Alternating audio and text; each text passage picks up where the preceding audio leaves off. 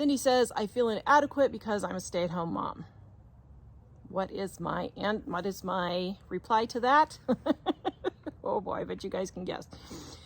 Cindy says, I've suffered with feeling inadequate in a sense because I stay home, don't work outside the home. I feel I should be out there contributing, bringing in some money, but my family wants me home. I love staying home and taking care of my family. Our house is calm, clean, dinner's always ready when they get home.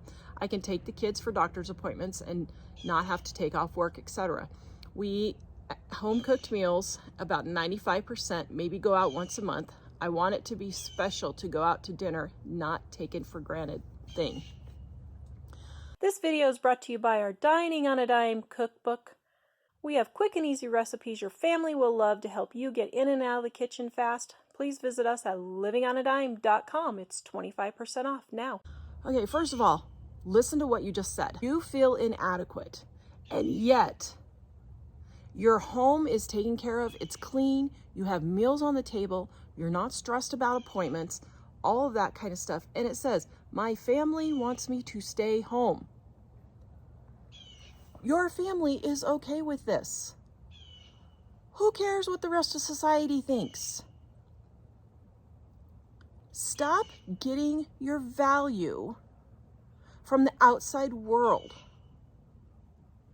Your value comes straight from God, first of all. You are valuable as a person, no matter what you do. Now, you may make some stupid choices in life, but that doesn't mean you're less valuable as a person, okay?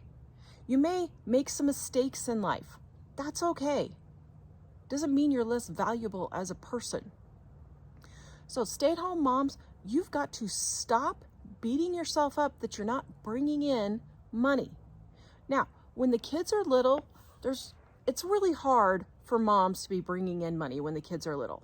You know, I've had 4 kids, well, 4.5, but I've had 4 biological kids. I've raised 4 kids from little kids, and then I had 5 teenagers, or 5 kids, 4 were teenagers. And it's hard when the kids are little to be earning money in the first place. But if after the kids just go to school or whatever, you want to take up a hobby or do a part-time job where you can work around your family life just to bring in a little bit of extra, that's fine, as long as it doesn't interfere with your family. But you are supposed to love your family first. Titus 3-5. Similarly, teach older women to live in a way that honors God. They must not slander others or be heavy drinkers. This is why you don't drink, ladies. Instead, they should teach others what is good. These older women must train the younger women to love their husbands and their children, to live wisely and be pure, to work in their home, to do good, to be submissive to their husbands. Then they will not bring shame on the word of God. You have absolutely no reason to feel the way that you do, except that you're believing a lie that is straight from the pit of hell. 100%. Just gotta tell it like it is. You guys know me. But what you're doing is you are letting Satan and his lies control what you think about you and your family. And you're worried more about what the world thinks than what your husband and children think. Now, put that in perspective. You're telling God, God, I do not trust you because you didn't do it right, so now I have to go and figure out something else. That's not true at all. So, my advice is stop it. Just stop it. You are valuable as a homemaker.